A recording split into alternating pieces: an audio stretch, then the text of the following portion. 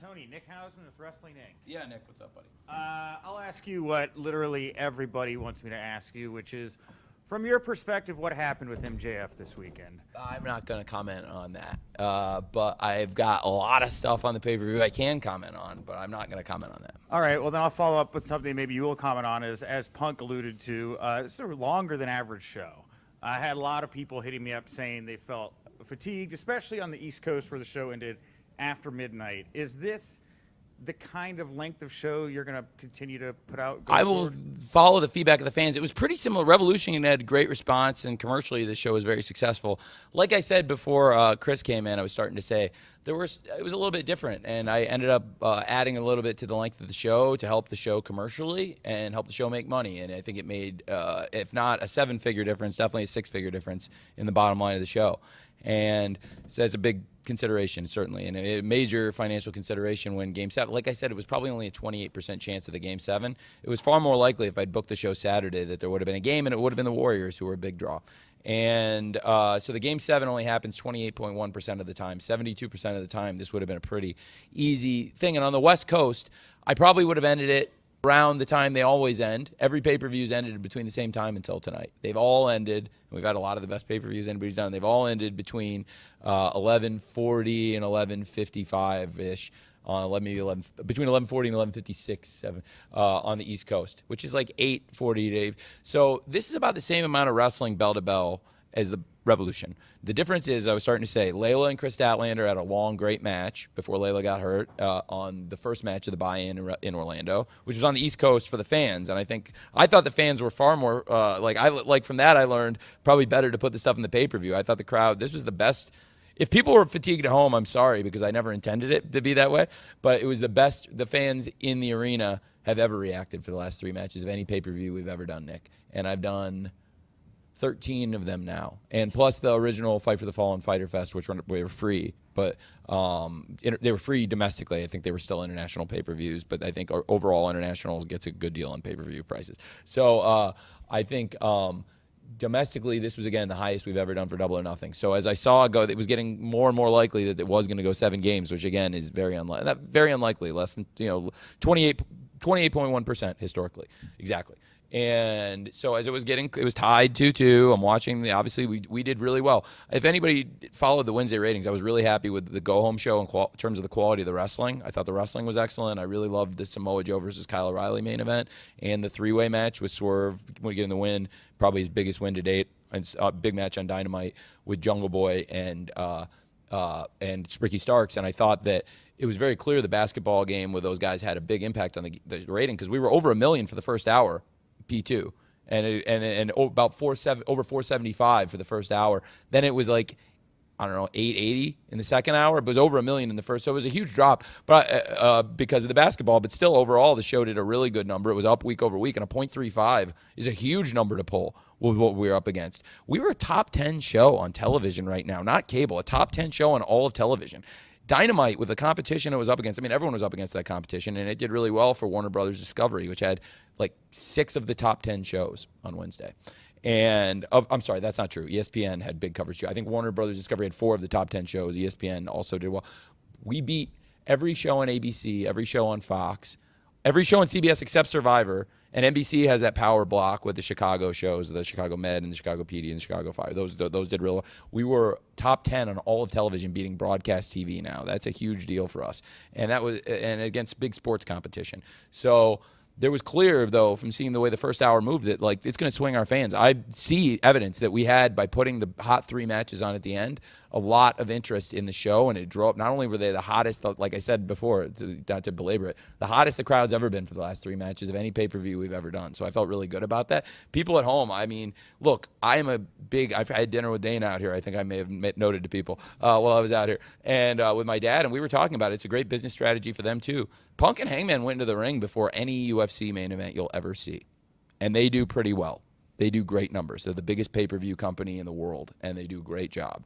They've had They have similar number of fights as we did matches, actually more. You'll see like 15 prelims, like 15 matches on a UFC card. Why? For a lot of reasons. They've a lot of fighters that people are interested in. It drives engagement. It drives betting. It gives people more time to buy the show, builds more word of mouth for a main event. And hey, on a Saturday, guess what? Like, it's no secret I'm in the football business. I, for my career, have to watch football on Saturdays.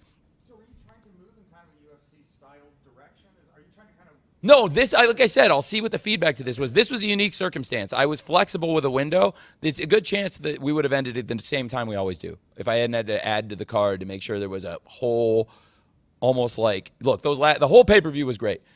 But it was one more match than Revolution, bell to start to finish if you had the buy-in. There were 12 matches on the Revolution. There were 13 matches tonight, including the buy-in. There were 12. It was 9 plus 3 on Revolution. It was 12 plus 1 tonight. So it was one more. Bell to bell, it might have been, I think it was very similar start to finish in terms of the action. And it was on the West Coast, which I think makes it make more sense. So like I said, for these people in Vegas who come to the fights, and also people from all over the world, but in Vegas, in this building, they never see a world title fight before we got to the match. And they start earlier with more fights. I think, I'm not saying look, if a UFC model is a very successful model, we're obviously totally different sports.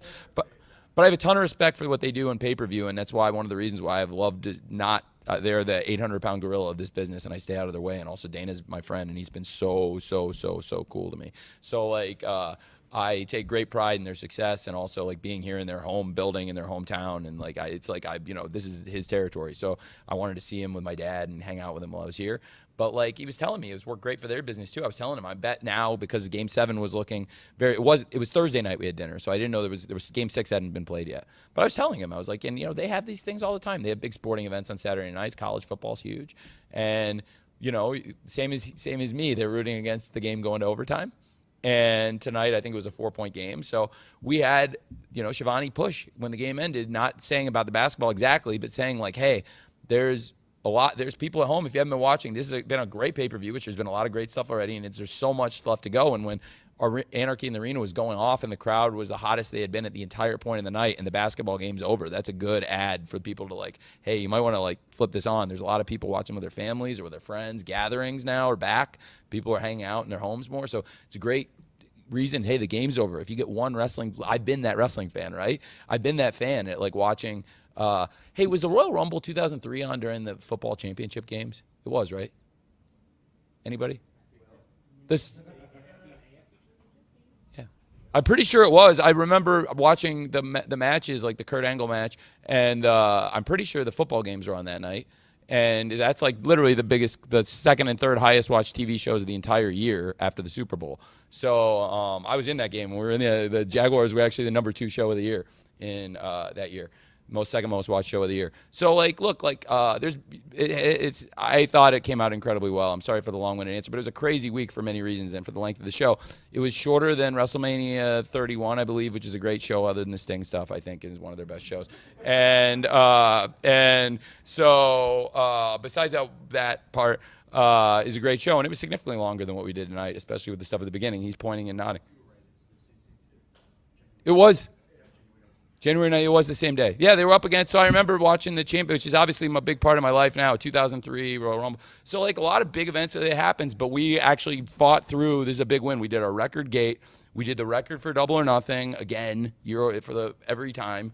And it was a big success. And for the crowd, that's why I put those 3 matches at the end, knowing that the crowd would be the hottest they've been.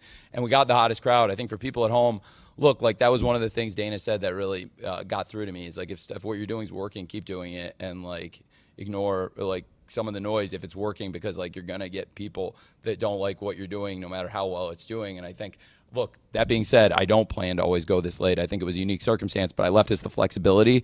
We could have ended like we have every other time, by 11:40 to 11:58 on the West Coast, which would have been 8:40, and it would have been about 40 minutes earlier than we actually did end. But I added about 40 minutes into the show, and like I said, I think it paid off at a tune of 6 to 7 figures. Thanks. Will Washington. Hey, Will. Fightful and Grapsity. How you doing, Tony? Great, Will. Thanks. How are you? Pretty good, Great. actually. Don't really have much of a voice because I've been doing a lot of screaming. So You've had a big week. Yeah, I have. Really big. Holy crap. Well, you've been traveling. And I know. I have been back and forth. You went back and forth? I've been back and forth. You got to see your cousin win a high-profile match on television? Yes, that was great. That was the whole reason I came.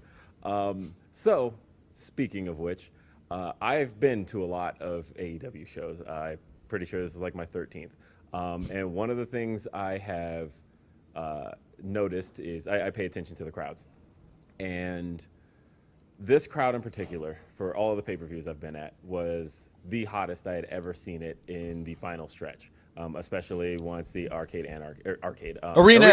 I warned the guys. That was the one thing I said might happen is somebody would do what you just did. But anarchy in the arena. Anarchy in the arena, right? We've used anarchy twice. Okay. Yep. So with that said, this was only the second pay-per-view that AEW's ever had in the Pacific time zone. So knowing that going forward, do you see? Or is this a better question for Raphael? Well, no, Raphael and I literally talk every day about the booking. So it's a question for the two of us. We're the ones that do it. So do you foresee, especially with talking about the length of these pay-per-views and how, that you were talking about how you were comfortable going along with this one, do you foresee doing more shows, specifically pay-per-views, out closer to the West Coast? I do think if the competition was right, I would maybe have had, the buy-in, maybe the length, one match less on the night, maybe one more on the buy-in, maybe two less on the pay-per-view, change things. I could have moved things around had, things not gone this way with the timing. But it is nice to have the flexibility. Also, we just want to service the fans all across the country. I think we've been all over and done pay-per-views all over the country. I think there's a lot of great places to do pay-per-views on the West Coast. We're just now bringing the TV to LA this week, which is obviously a good thing for me to plug and talk about now with Dynamite for the first time and Rampage coming to California. And I think now that we're finally doing Dynamite and Rampage out on the West Coast also, and of course Double or Nothing bringing it back here, which I think now, like I said on Wednesday and Friday, I didn't spend any time with I wasn't planning to go out at all. Martha asked me to go out with her, Dr. Martha Hart. I was not planning to go out. She asked me. I wouldn't have taken up. I told her it's her moment, and that's why I got the heck out of there after I did walk her out as she asked, and then I thought she was doing great, and she was out there with two great ones, and but I wasn't expecting to go out at all. But I had said on Wednesday and Friday, Double or Nothing staying in Vegas forever, and I think they showed why. It's great to be back, and there's great markets on the West Coast and the Mountain Time Zone too, as you know, as a Mountain Time Zone guy from Denver. So there's. Yeah, and that was one of the last Dynamites before the pandemic shutdown. It was the second to last show. It was actually the show after our best pay-per-view at that point, probably to date, was Revolution 2020. And tonight was the same kind of hot crowd, hot environment. I was really proud of it. So it was a longer show, but again, it was shorter than a lot of WrestleManias and Wrestle Kingdoms. So I do think like we get held to a very high standard, which is overall a good thing. In sports, as I've seen, better than not being held to a high standard, as I know from some experience in football in America and at times in Europe. But right now, things have probably never been in a better position with Fulham than we are right now. I know this is something you probably think about all the time, and this is related to the crowd, which was great. But in WWE, there's a sheet that says baby faces, heels, and if you say, "I want two heels to wrestle each other on Raw," you're going to say no. How do you know that, Dave? Tell everyone. I'm not, because I worked there. God, this is embarrassing. What did you do there? I was a writer. Oh, okay. This is embarrassing. Anyway. No, wow, geez, why is that embarrassing? Okay. Hey man, I'm not trying to be a dick. I'm not trying to be a dick. Working in wrestling is a great thing, and that's a great place to work in wrestling. So. Sure, yes, it's great. But the question is, Tony, you do this a lot, and this main event was two baby faces, two of the most popular wrestlers you have. And were you ever worried that when they went out there would be maybe not good tension, but like negative, like weird, like, oh, this person, maybe this is not good for them and their character going forward? You ever feel like that's that conflict, that special tension that you need in a wrestling match isn't there if you have two people that are kind of the same alignment, They're very different wrestlers, right? And they have very different backgrounds and have had very different paths to get here. So I thought that even though neither one of them is like a traditional rule-breaking wrestler, there are a lot of times they say styles make fights. I thought they would have a great match, and I also thought, look, the sanctity of the championship is very important. Like we've had 4 champions until tonight. Now we have our 5th champion, and every one of them is somebody the company can hang their hat on as a face of the company, and that includes Hangman, who was excellent. And look at all the great matches. And I know I said this to a bunch of you in the build-up too, and in interviews, but what a great champion Hangman has been for the company. And it was something I felt really strongly about, and it's something I believe in. And look, I'll tell you the truth. When he took took some time away from the company a year ago, I don't think a lot of people in my position would have held things for him the way I did, and made sure that he still got a world title shot when he got back, and put him in a position where he go in the casino ladder match, give him the opportunity as a joker to go in and then earn a world title shot after he had not been around, and could have gone with people that were more experienced, but I believed in him, and Hangman is a guy we've been lined up in from the beginning, and I'm a loyal person, and he's a loyal person, and he's a great wrestler. And from the very beginning of the company, the story when we were out here was Hangman, and then it was Jericho, and then of course Mox and Kenny at the end, and who were the first 4 world champions. Well, we set up for Jericho. Mox took the title from him, and Kenny, which was the end of the show, and the beginning of the show, as we set up going into it, was we knew coming into the show was Hangman was going to wrestle whoever wins the main event. It's either going to be his kind of, they weren't partners yet, but his stablemate Kenny, which would set up more later. But so the 4, we really believe in these 4 wrestlers, and I thought that this was the perfect main event for the fans, a match that was a must-see. It was like Punk said when he was sitting in this chair before they asked me to move over, which I was going to leave the aura of this chair that CM Punk and Jade and Chris had sat in. I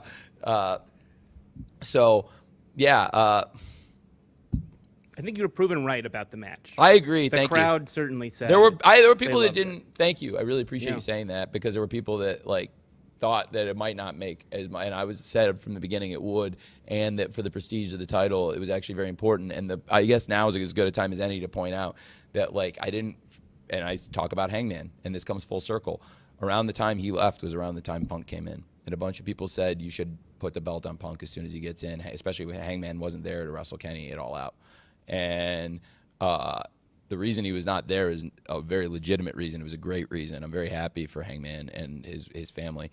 And at the time, that was his private matter, and I think it was great that what they've done and had a family. And then he came back and beat Kenny in the payoff of what's the longest standing story in this company still. And they have had one of the best matches, if not the single best match in the history of the company, with with Hangman and Kenny and the Young Bucks. And at Revolution 2020, again, I always go back to it. It's a special night. And I think, Dave, it was the right match, and I appreciate you saying that, because I do feel like it was proven right. As I was pointing to somebody in the back, because I smiled to him, because I told him the crowd was gonna and if a bunch of people worried about the length of the show, and I told him commercially this is something that is going to be very good for the bottom line of the company, and I promise the crowd will be hotter than ever, and with what we have at the end, it's going to be great. And I thought between the Anarchy in the Arena and the world title match, the world tag title match was a great, perfect match to go in between.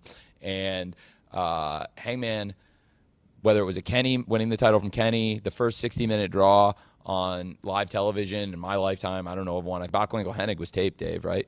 So, yeah. So there's no live 60 minutes in the modern. Kerry Von Erich and Ric Flair on the Financial News Network was taped in Hawaii.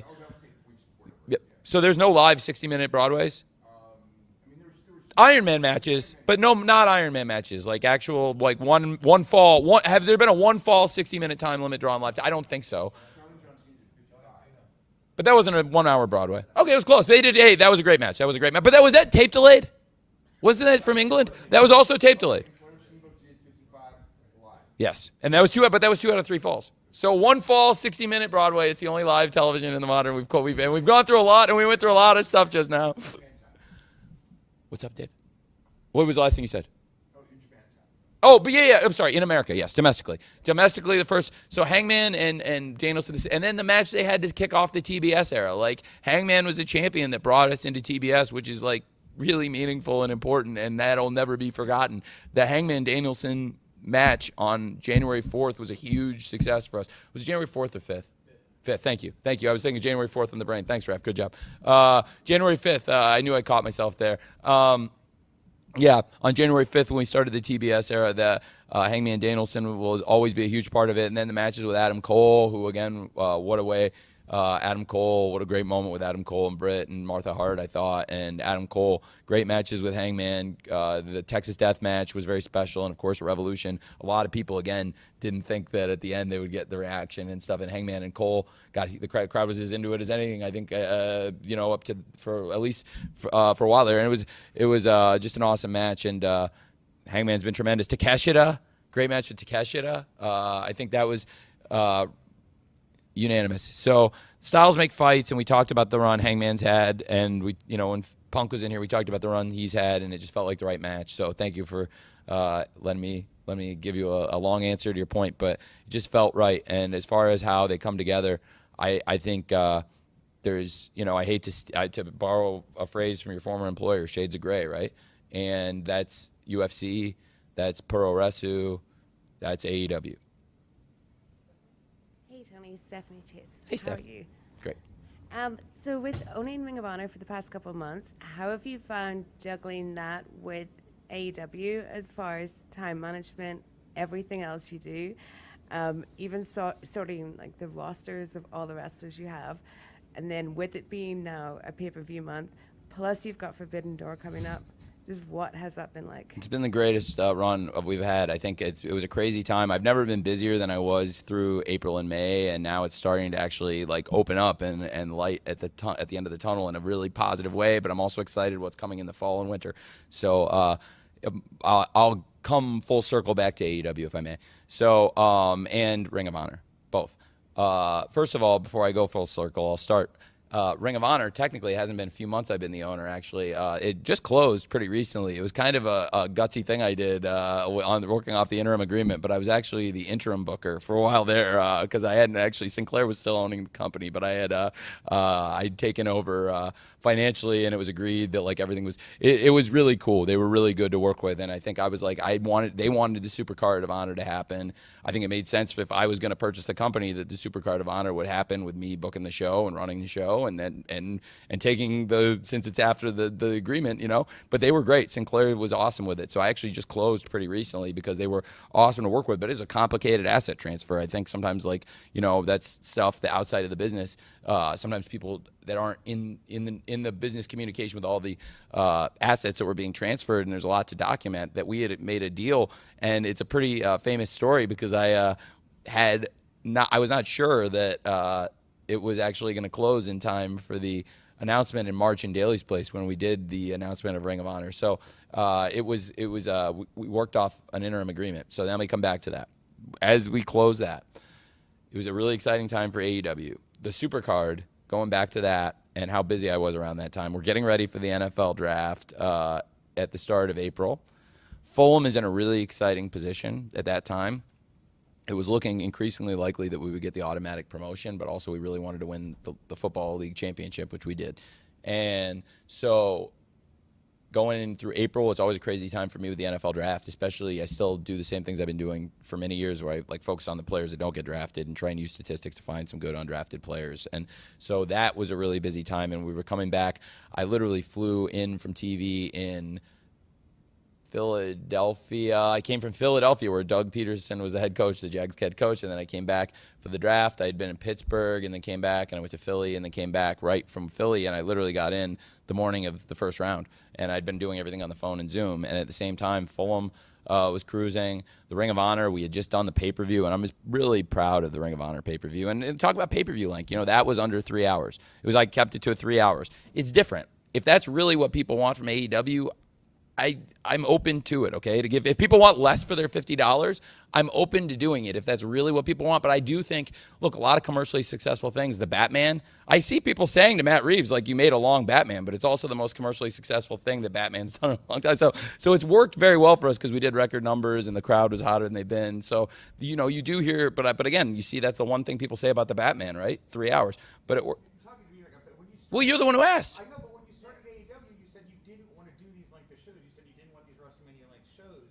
That's what I'm wondering is if your strategy has just changed in the 3 years. Well, I've seen I've learned a lot, and we've pay-per-view numbers have grown, and again, that's part of on pay-per-view. I think we've grown as a pay-per-view. Every milestone we could hit, we've hit. Every pay-per-view year over year has gone up, and we did it again tonight. And it was against probably the toughest competition for any Double or Nothing yet. I don't think we've had to face a Game 7 playoff with two big teams. 10 years later, literally 10 years after the Heat and the Celtics won 7 games, I was here when Manny Pacquiao left the crowd sitting. I sat for an hour waiting for something. And this crowd didn't sit waiting for shit. They had the hottest 2 lead-up matches to a main event they ever had, and then they had the hottest main event. It was the hottest go-home stretch of shows we've ever done. Again, I like giving people a lot for their $50. The Ring of Honor pay-per-views are less money, so I do them. It's a great value the fan every bit as much, but we do a little bit. We charge a little bit less, and we do a little bit less. I've only done one, but it was one of my favorite shows I've ever done. I'm really proud of it. And so going back to that, I love doing that. And then since then, there's been the merge. What, are you okay? Are you mad at me? No. You're okay. Is everyone okay? I'm fine. I was just going back to your question. Oh, okay. I saw Mandy shaking. Oh, you're great. You did great. Good. So, Steph. So going back to this, because I really want to. It's a long question. There's a lot. So if you want to know everything, I'll give you a long answer. So then going through this merger and now the new company we've come out of with Warner Brothers Discovery. That is a really exciting time for us too. It's a really exciting thing. And then even this week, like I did press and I was on Zoom with the manager and the CEO of Fulham and with Marco talking players all the days, get up early for that. And then, Jags were in camp. That's an exciting time. The coaches are starting to evaluate players coming in. It's kind of a quiet time for me in football. I was just at the NFL owners meeting. So I was at the NFL owners meeting in Atlanta talking about media rights and exciting things. I flew out here for TV. So I was at the NFL owners meeting Tuesday, came out here Tuesday night. We did TV Wednesday.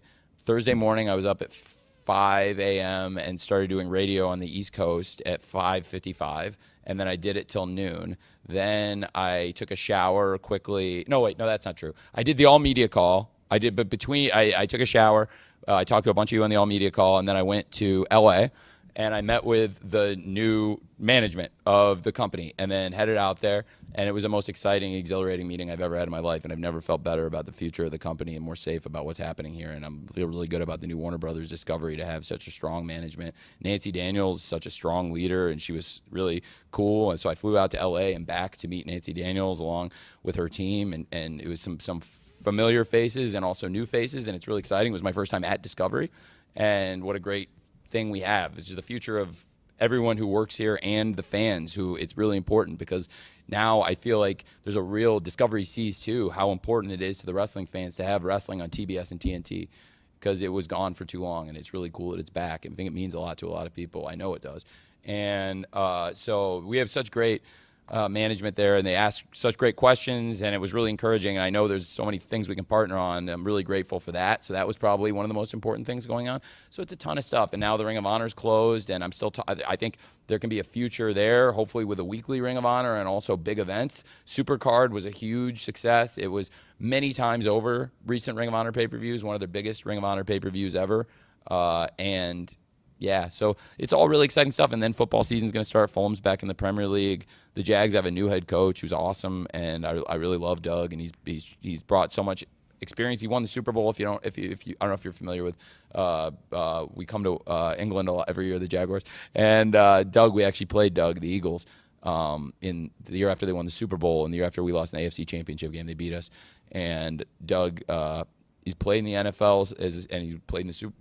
He's been on the roster of a team that played in the Super Bowl, and Doug's played in big games, and he's a great coach. So working with him's awesome. So I'm really excited for football season, both in the Premier League and in the NFL, and really excited for the summer to come in wrestling. I mean, to go to the Forum is a big deal for me. I claim a lot of places as homes, like Ted DiBiase when I was a kid. He changes residence every quarter, but I do. I live in a lot of the year in Jacksonville more, and I base out of there, but I travel 52 weeks a year every week for Dynamite. So I do, 175, 200 flights a year when you include football for both continents. And it's just 104 alone for Dynamites. And if I'm in Jacksonville, maybe twice a year, call it 100 just on Dynamites when you add in live rampages, pay-per-view specials, football. It's a lot. So a lot goes into it, but I try to manage the time and remember that I'm responsible for a lot of people, and I love every minute. I'm doing whatever I'm doing, I love it, because to work in those businesses, it means a lot. So LA is along with Jacksonville, Champaign, Illinois, Chicago, Illinois, and London. I consider LA one of my big 5 homes, and I've never gotten to work with AEW doing a show out there before, but it's where AEW was actually formed. And I was just telling the new management this story because it was actually out there where I first had the conversation. It was in April 6th of 2018. Where I had a conversation out there that led basically the launch of AEW, and it was with my partner and activist artist management, Bernie Cahill. He dragged me out on a Friday night, and it's a good chance we wouldn't be here if he hadn't. And I saw the president of TNT and TBS at the time, and he took a chance on us that I'll never forget, and then after the ratings were good initially, he took an even bigger chance on us and gave us the extension because the first deal didn't pay that great, but it was still an opportunity to go on TNT and TBS, and it did pay something. And now it pays fairly, I think, and they've done very right by us. And now we have a whole new management team that can get behind us in new, exciting ways with AEW. So that's a lot of stuff. I also have there's a bunch of other companies I'm on the board of our own that I am not talking about here. True Media, Sports Analytics, but the management team there does a great job running the day-to-day and other business ventures. I'm on committees in the NFL. I'm in the fan engagement and major events committee of the NFL. In March, I flew out for TV ahead of the Fort Myers TV. I had a committee meeting in Palm Beach. I don't get much time to myself, so I was talking about Batman to Nick and how long Batman was. I landed in Monday night for a committee meeting in Palm Beach. Jonathan Kraft, the owner of the Patriots, is actually a big AEW fan, so he runs the fan engagement and major events committee, and he was nice enough to put me on it because I think we've shown that we do a good job engaging with the fans here and can add to the big events in the NFL, which are the biggest events in the world, and the engagement with the fans, which I think we do a good job with. And Jonathan's one of the world's leading experts on that and data. And he's a big wrestling fan. When we did Mox versus Nagata in the summer of 21, I knew Jonathan Kraft was a big wrestling fan when he said to me, like, you got them coming on your territory. And I was like, oh my God, you get Mox versus Nagata, the business of it. It's like, and at the time it was a business coup unto itself, what was happening in the world of wrestling. I got to lay the hammer down in a major goddamn way. So, so it's a lot, but, I'm just, it's awesome. And does that begin to answer it for you with the juggle? It's like juggling. Great. No, it's a great question. I hope it was a good answer, and hopefully it's a start. It's a start. Great. I can take a few more, and I want to make sure anybody who came and stayed all this time gets to ask me whatever they want. Hey, Denise. Speaking of the Ring of Honor Supercard pay-per-view, what a great host you were. Thank you so much for saying that. I'm very happy to hear that. So my question for you is, given the fact that we had our first Double or Nothing here in 2019, I was here for the show, and so much has happened since then. So today, knowing everything that you guys have accomplished, all of the records and the people and the over $1 million and all of that. Over 1.1. 1.1. It's a lot. It's 100,000. It is. It's a big difference. Yes. So with all of that being said, if you can go back and tell your 2019 Double or Nothing Tony Khan self, what advice would you tell yourself, or what would you go back and tell yourself during that time period? Trust your instincts going into the pandemic, because what you're doing is safe. You're not going to let anybody get hurt. It's voluntary. Everybody who wants to come, it's voluntary. The first week, March 18th, was really hard, and a bunch of people, I walked into my office and every big star and all my office were in there, and they were all pulling in different directions. And it was I was like, look, if you don't want to be here, it's 6 o'clock. The show goes live in 2 hours. You were in there. And I said, if you don't want to be here, you don't have to be here. But the show goes live in 2 hours. And the show I formatted, if anybody doesn't want to come, I'll change it because I got time. But and it ended up being a huge success. I think 950 ballpark watched it, and the P2, and it did a huge number in the demo. One of the biggest we saw, and it was actually significantly up, and it did a huge number for the debut of the late, great Mr. Brody Lee and Matt Hardy. And it was supposed to be in Rochester, in Brody's hometown, but we put together the best show we could and pushed forward, and now it's a historically important show in the history, and it started the pandemic and put the wrestlers around ringside, and it was a weird week for me, trying to figure out what to do in the pandemic. And I watched wrestling on Monday, and when I didn't see the fans, the wrestlers as fans, and when I didn't see the hard cam on the screen, I thought, okay, we got them. We got something here, because I figured then they wouldn't, between then and Wednesday, it wasn't going to change either, back when we had competition on Wednesdays. And I can tell you, I've never watched the competition on a win. We've done 100 shows head-to-head with other wrestling competition. I've never watched one before, but I did have basketball on the side. So it's a good question. A lot changed, but I would say in the pandemic was the most important thing we did, because we were on fire going into the pandemic, and I think I had kind of around Christmas that year. That was the last time we had a week off.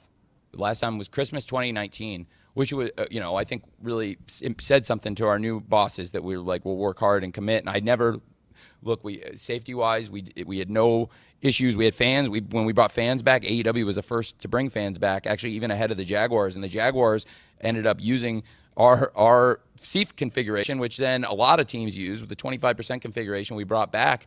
And there's different ways to do it. And I'm not saying that I get anytime I say something, I kind of can't live without. There's different opinions about the Thunderdome, but I thought there were things about it. Like, that's a way to go. That's a way to go. But if outdoors, for us, we were outdoors, not indoors. So outdoors, I equated it, and a bunch of you heard me say this 100 times, but I'll say it again. The drive-in movie experience. It was like, we're going to create it, and we'll bring the fans back. We're outdoors. This is safe. They've said it's 99 point something percent safer than being inside.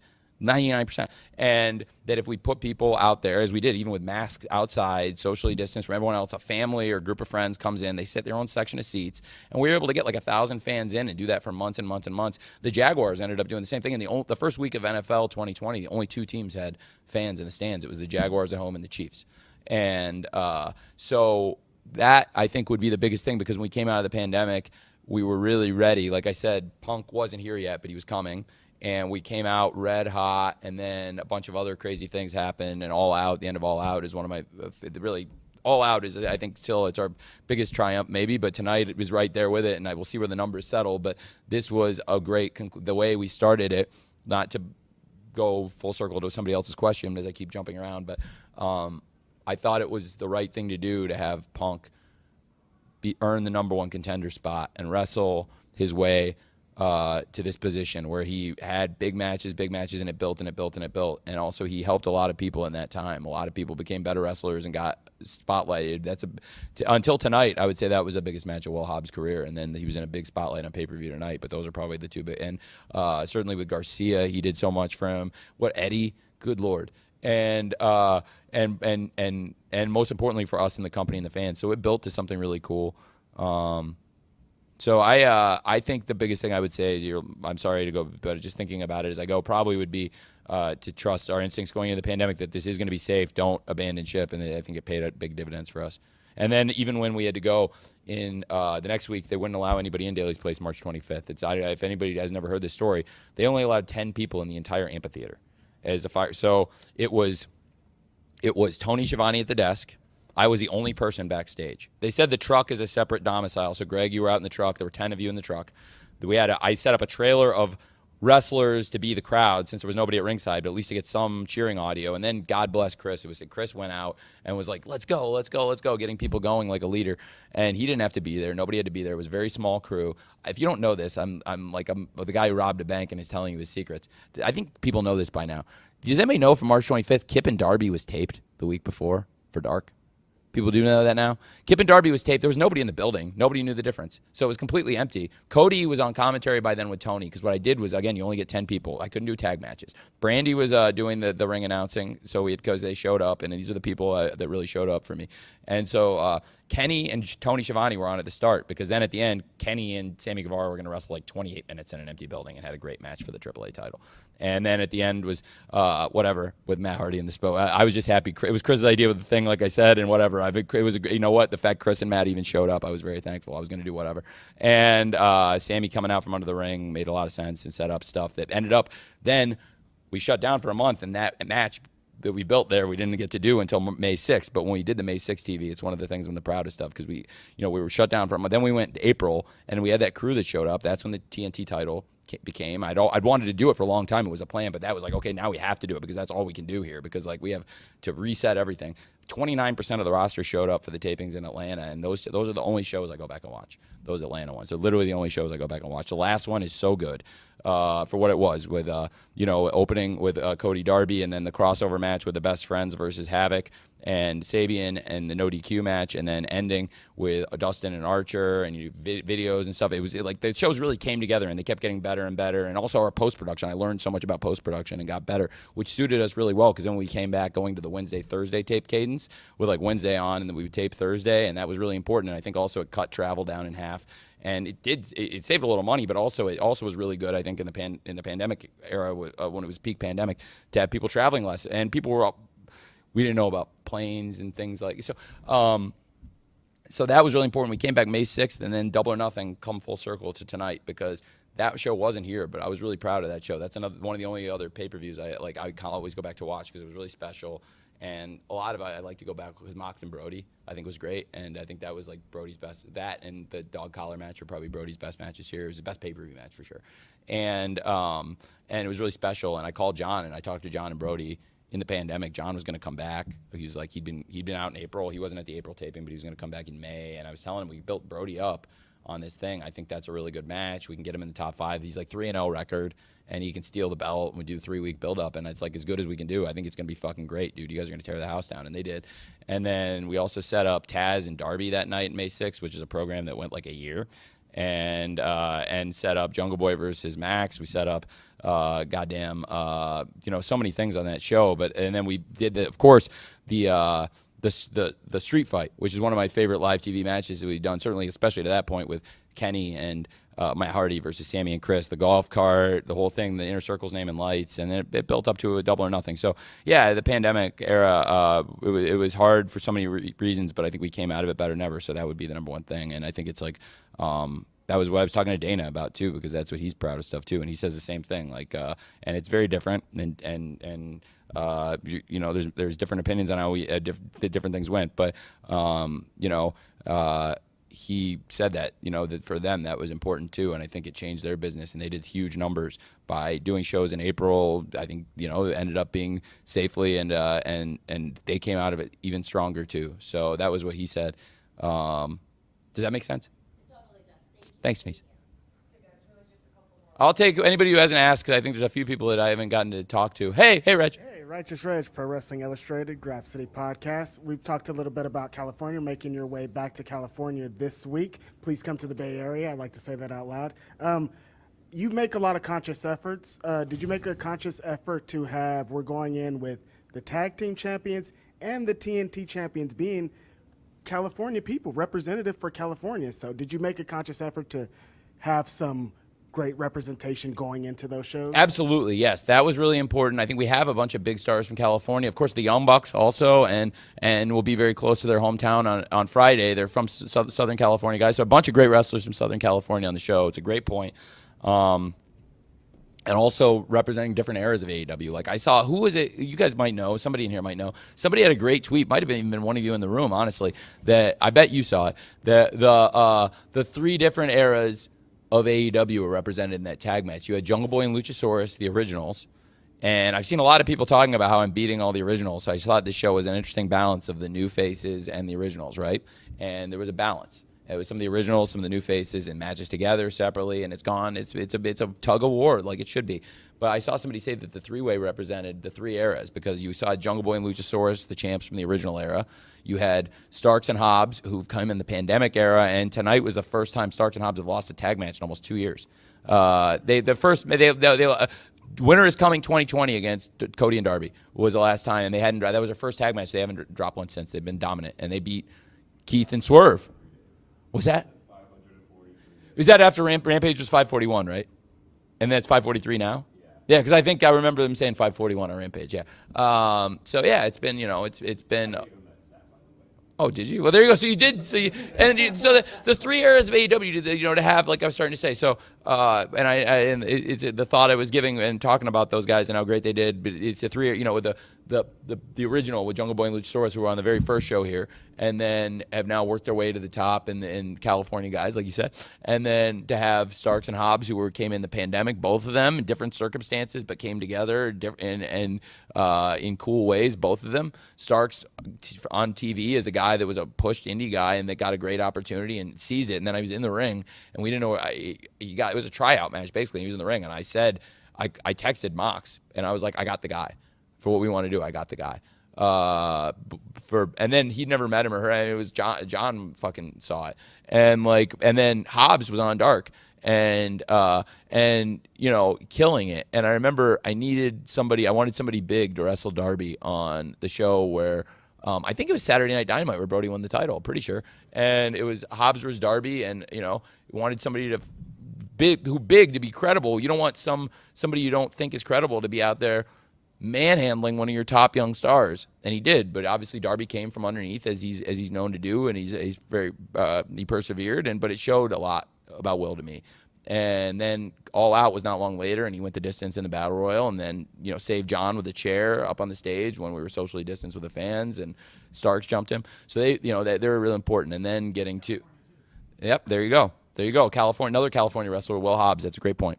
And then, of course, with Swerve and Keith representing the post-pandemic era, two wrestlers that have come in. So you had the originals versus the pandemic era versus the post-pandemic era, and the three-way. I thought it was really cool. And I guess subconsciously I kind of thought about it, but like when somebody said it like that, I was like, that's so cool. Going into the show, it made me feel even better about it. And the three-way match they had, the singles match was great, and then you could tell people really wanted the three big guys. So there was just a cool dynamic.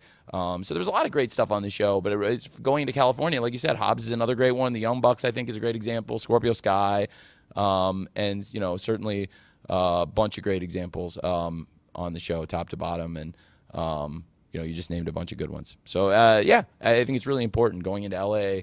Having the LA Times here is nice, and a lot of great California journalists like Dave, who used to write the California Wrestling Report. It was before I was born, but I don't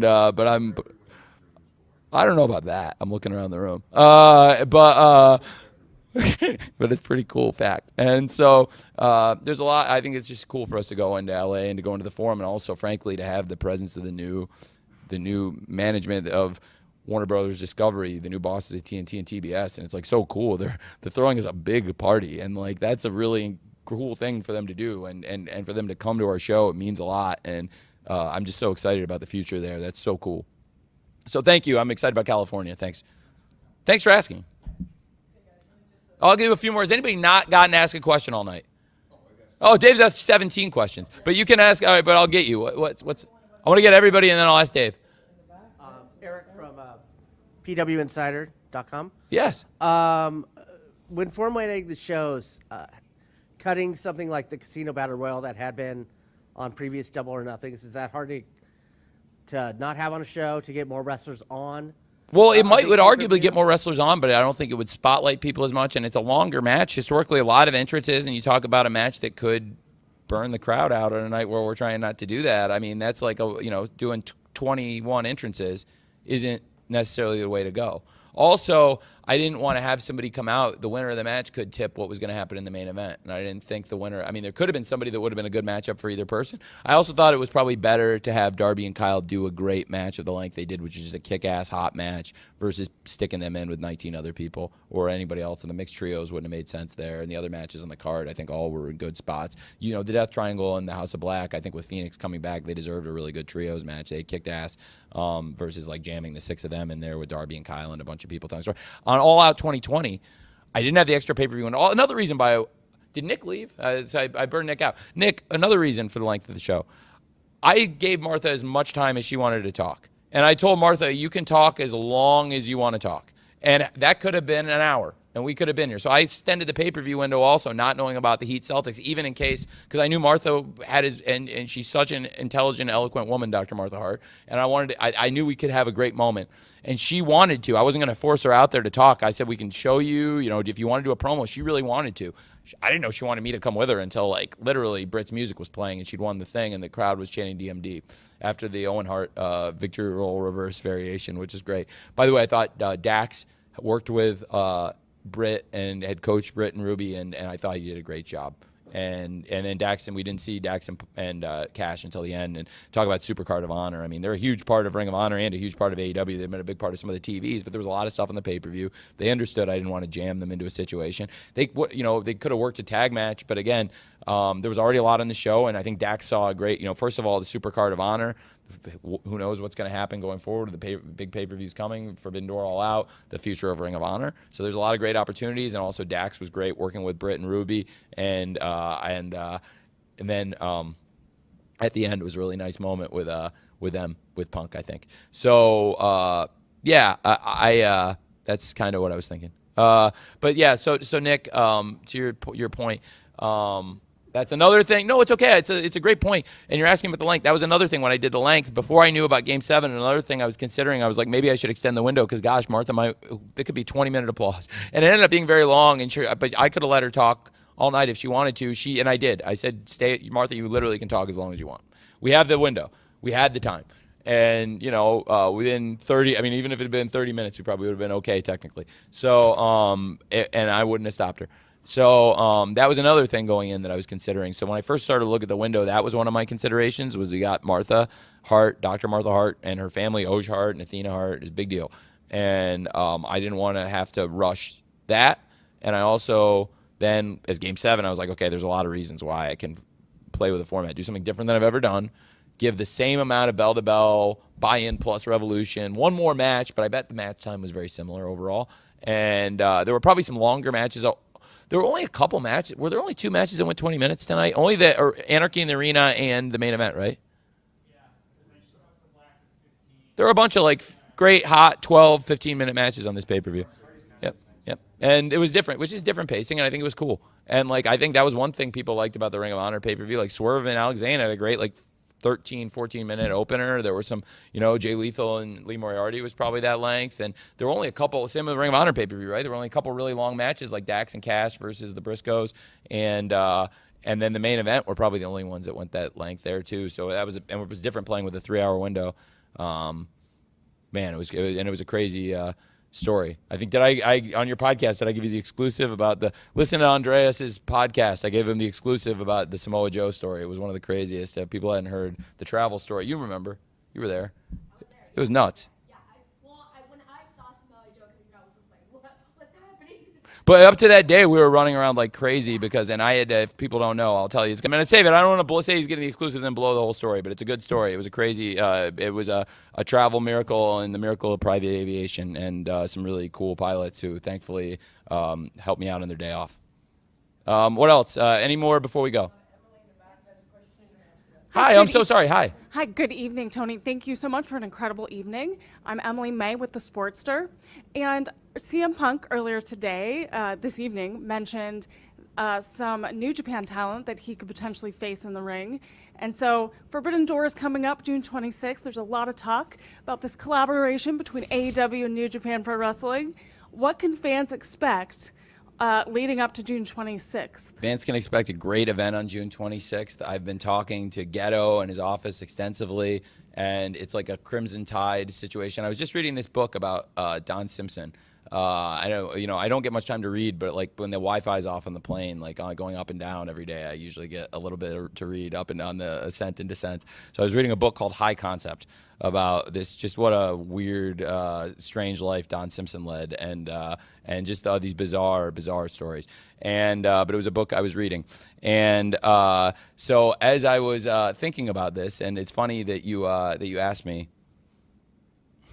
It was he produced a movie called, right before he passed away, called Crimson Tide, and Denzel Washington and Gene Hackman, they both have missile keys to turn these in. It's a very different situation. But think of it like Ghetto and I both have a missile key. We're both going to try and I'm not going to try and force anything on him. He's not going to force anything on me. It's been a really good relationship the last year plus, over a year, that we've been doing matches and stuff together ever since we reunited Roppongi Vice on AEW Elevation, and it brought the Vice back with Rocky and Trent, and then have had Nagata come in and wrestle Mox, like I said, which was a real coup for us at the time, and all the great matches we've done since. There's going to be some awesome stuff. So June 26th at the United Center, expect an awesome Forbidden Door pay-per-view. We've always great pay-per-views in New Japan, have great stars and great wrestling, and I think they'll come together and it'll be something really special. I'm not at this time planning to do this length of pay-per-view, Nick. Even though it'll be shorter than a Wrestle Kingdom, it'll. Nick's getting. I like you, Nick. I'm just kidding. Because you set the expectation in 2019 for fans that you were going to do 5-hour shows. I didn't do a 5. It wasn't. It was 4:37, and then.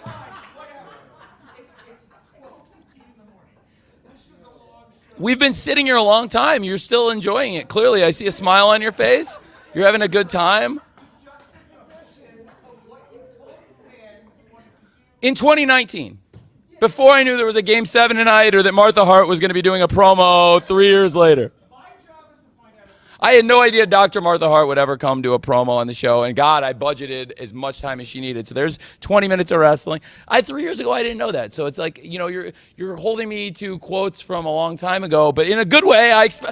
You're holding me accountable, Nick, and that's why you're great at what you do. And I'm looking forward to seeing you in your hometown of Chicago for the Forbidden Door. Well, it's one of my 5 hometowns. What's your other one? Oh, great. Okay, well, good. Well, Houston, you and I do not have a problem. We're good. What? Thank you, Emily. Thank you. Yeah. Okay, good. I'm glad. But the Forbidden Door, expect in Los Angeles. We'll get this thing going. You already saw, by the way. I'm sorry to. I'm not. Wrestle Kingdom's often along. Have you ever seen Wrestle Kingdom? You watch Wrestle Kingdom? Okay, great. Okay, so a lot of people in my company won't watch New Japan, and I'm a big New Japan fan. I bet. Show of hands of who watches New Japan in here. Oh, Brian, you don't watch New Japan? You full of shit. Okay, so a lot of people in here watch New Japan. A lot of our fans probably haven't seen it. I'm gonna bet. So they're gonna get. They've seen some of the stars. I think we've already had great wrestlers. Some of the ones I mentioned. Ishii's been with us a few times and is great. So this is a more educated room than probably most wrestling rooms you're gonna get of fans. So I think we probably know more about some of these stars. We're gonna have to debut some of them on TV. It was cool to see Great O'Khan and Jeff Cobb. Jeff Cobb, he had been gone for over 2 years, right? Over 2 years. And I really liked it, the way they came in. And obviously it did, leave things open-ended. I thought FTR and Roppongi Vice were having a great match. Roppongi Vice had tried to win the Ring of Honor belts for a long time. They won a lot of big matches. They beat the Young Bucks in Ring of Honor. They won a lot of matches there. So I think they said this was like their 4th shot at the title. And they didn't really get a fair one. And they were having a really good match, and those guys came in and busted it up. So it sets up interesting things not only with AEW and New Japan, but also potentially with Ring of Honor and New Japan, who obviously have a lot of history together and have partnered. Was anybody at their Madison Square Garden show here? A lot of people were. And yeah, that was, I think, one of the most successful shows Ring of Honor had done, and also a big debut at New Japan here. So I think we can do a better show.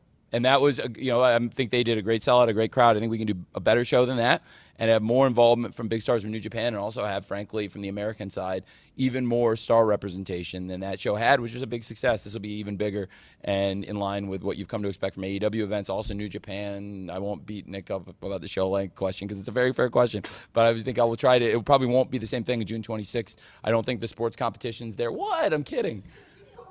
But in a good way, in a loving way. And, well, that's true. And then Dave brought up that he wrote for WWE, so we're just having a good time here. We're scatting. And you did, I think, you brought up what they do backstage, which I think you're familiar with because you used to write there. Okay, are we having a good time? All right. Anybody, thank you. I'm sorry that, hey, thanks. New Japan, let's go. I've been watching it for 1 years. The first WCW pay-per-view I ever watched, which I've watched 100 times. It was 14 matches, everyone. It was Super Brawl 1, Nick. Super Brawl 1, I've watched it 100 times, and the main event is Fujinami versus Flair, and it wasn't. But then I went back after the live pay-per-view. I had to see the match before, and I watched the pay-per-view they did, which was a WCW New Japan pay-per-view in Japan, which was a great pay-per-view. I thought the Flair Fujinami match there was probably better. And I thought the Hase and Sasaki versus the Steiners is one of the best matches ever in WCW, and hopefully we can have that kind of same high standard that they set with that WCW show there. Again, was it Akira Nogami versus Liger? And then Arn and Barry Windham wrestled Saito, and I remember they hit that Arn ducked and Barry hit the lariat. Yeah, it might have been the big guys. It was a great show, and that I think we can hopefully now that's been over 30 years, and that would be the standard I would love to live up to. Starrcade '95 had some good stuff, but it wasn't just about that. New Japan versus WCW, they had the best of 7, which is real cool. But then also there was the 3-way for the world title, and Flair and Sting and Lex, and then Macho Man. So there was a lot of non-New Japan story. This will be, I think it'll be good. It'll be true to AEW, true to New Japan. Thanks for asking.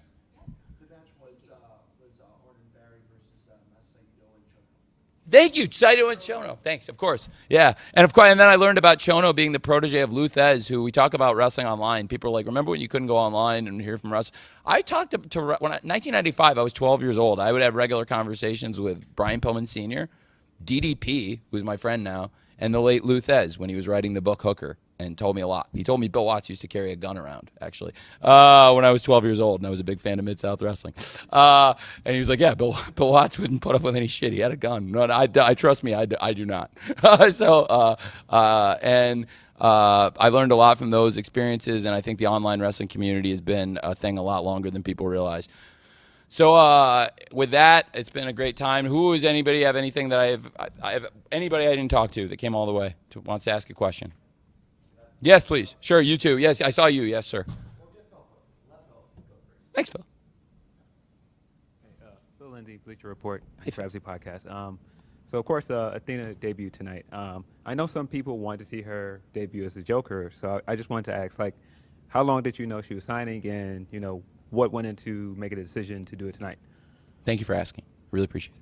I thought that it would be a great debut. I'd love to have big pay-per-view debuts in different circumstances. Like, obviously the way Bryan Danielson and Adam Cole debuted, it was a very different circumstance in some ways. But on the other hand, when Stokely became available, it was like, I can take one big debut and get two debuts across in one thing. But I didn't know he was coming. I knew she was. And there was a situation that I thought was a clear, starting with Jade and Anna, which I thought, the Jade's, best TV match probably is still, I think, Jade versus Anna on the Rampage in DC in the main event. And so I thought it would be a really fitting rematch, but also set up many matches down the line. And I thought at the end it would be really cool if you had Statlander come back. And originally I wasn't planning for Statlander to be in the tournament, but she did a great job as a substitute. Had an awesome match on Rampage a couple weeks ago with Red Velvet, and then another awesome match with Ruby. And clearly the crowd was really behind her, but I already knew that I thought this would be a great spot to set up Athena debuting a 3-on-3 kind of standoff with the baddies, Jade, Red Velvet, and Kiera Hogan, squaring off against Anna Jay after a match. Chris Statlander came out, faced off everybody. She was ready to take on all of them, and Red Velvet, she's got a real axe to grind with, not just because of their long friendship and the way Red Velvet stabbed. Are you okay? Oh, yeah. Okay, good. And then the way Red Velvet kind of stabbed her in the back after she got caught in the thing with Layla, and it's really unfortunate what happened with Layla in the injury because she was really rolling. I thought our last pay-per-view, the first match of the show, the buy-in, they kicked ass. And so I really appreciate you asking that because I think it's a really good thing to do. I was really excited to have Athena debut here, and I didn't necessarily think it would make as much sense as the Joker because the Joker was Britt Baker's opponent, and of course now we saw Britt Baker, I think it was a great moment, and to crown a king and a queen with the original Queen of Hearts, the all-time Queen of Hearts, the real queen, Martha Hart, Dr. Martha Hart. So I thought it would be really cool to have Athena debut in that context across from the baddies. I didn't know Stoke was coming until today. Like I said, I never met him or talked to him, but it worked out perfect. And I had in the back of my mind, if it did work out, I thought that would be a cool scene, but I didn't know, and I thought we could have brought him in later. But if he wanted to come, but he was definitely somebody I had in mind. It was cool to have him come in and have it work out like that today, though. It was good. Hell of a lucky break for us. So does that make sense? Great, thanks. Thanks, Phil. Great. Would you have one more? This is my last one. That's my last one. Okay, well, Tony, obviously, thank you for your time and thank you for doing this. And let's give a round of applause for everybody in PR. Thank you guys for setting this up. This is awesome. Thank you. Thank you. Thank you. And by the way, I hope everyone had a good experience taping this for the first time. And I heard that was bad for you, and a bunch of you said that sucked. So I tried to make it so you could. So I hope it worked out. Thank you for being accommodating. Sure. I wanted to ask you something that you mentioned a few weeks ago back on an AEW show on March 23rd in Austin. So I'm going to paraphrase a little bit, so feel free to correct me if you want to. But you came out and you had mentioned how special and important the city of Austin was to you. And you had mentioned something about how vital South by Southwest was to you as far as the formation of AEW. So I wanted to ask you, what about the event, gave you the inspiration of, forming the company potentially? And, another question about South by Southwest. If you're a fan of it, would AEW host anything there? Oh, man, do we lose? Oh, he's right there. Hey, we never know. We've had great crowds there. Every time we've gone, they've been really hot. So to start with, they've been great every time we went. We went back there. That was our second show back on the road, and it was Fighter Fest night one. The Darby, you were there? That's awesome. Darby Ethan Page coffin match was a great match and a great night.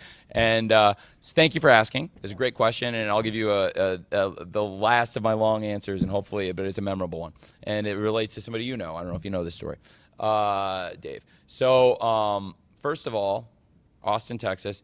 It was a true story. I told CM Punk.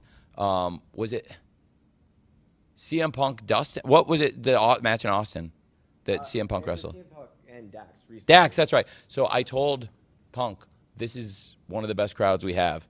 And I went and told the crowd right before, if you remember, I was like, I have a friend in the back, and I told him this is one of the best crowds we have, and he's about to come out here. And then you all started chanting CM Punk, CM Punk, and it was about as perfect as a crowd warm-up can go, because I didn't even say anything, and you guys started chanting it. And then it was what I wanted. And then the show went live, and 1.2 million people were watching you right then, and it was like CM Punk, CM Punk, CM Punk. So you were awesome again and again and again. You always have been. One of the best Dynamites we ever did was 3 weeks before Revolution. I actually flew. Yeah, it was great. I didn't know you guys had a direct flight to London. I learned. I flew out to London on British Airways, and then flew back to Atlanta for another one of the best Dynamites ever.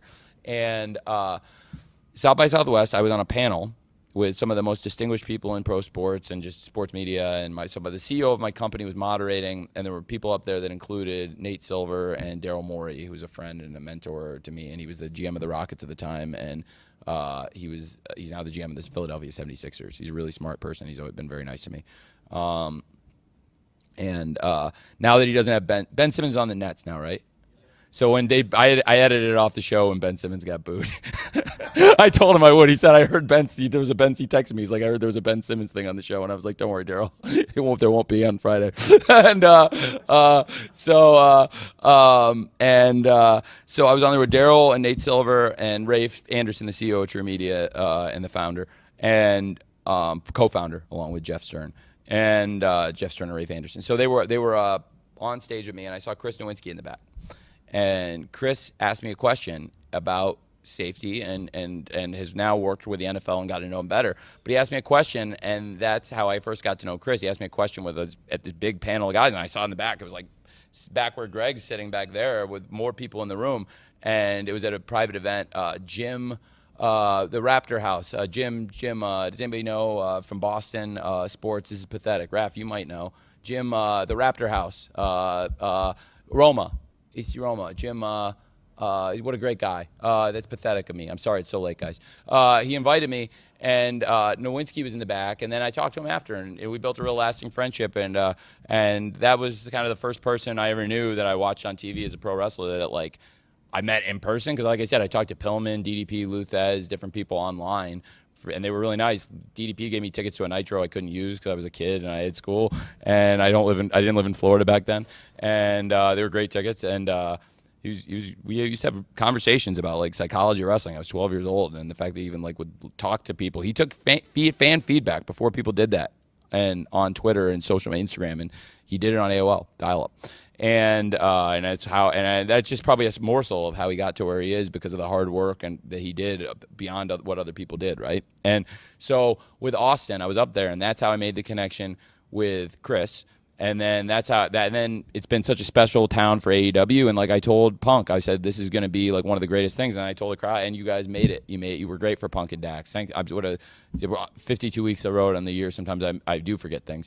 But that was one of the best matches we've had on TV and one of the best moments. So you guys have been great. And that was the kind of formative moment for me in the wrestling business in early 2014, right? That would be February, 2. And then the 2018, I was in a position 4 years later to have a conversation with the president of TNT and TBS that probably led to more so than anything else to the creation of the company. So I love Austin. Thank you. Now, would you consider hosting events in South by because there's a lot of music, a lot of films going on? We should look at that. Maybe there's something there. Maybe and it may not even have to be the TV. It could be something else. There could be shows. That's something I've looked at is how to expand our portfolio of events because we have a great roster and all over the country, different places. There could be something there. Sure, we haven't really gotten that far. I mean, you've got a mogul on your roster that's pretty good that you probably utilize, right? Who's that? Swerve? Yeah. He's great. I think we can all agree about that. He'd be tremendous. He is an entertainment mogul. We have a couple moguls. I think there's a few musicians, and he would be above all else. So, and with that, I think I've kept you long enough. Thank you, everyone. Thank you. Seriously, thank you. Thank you, everyone.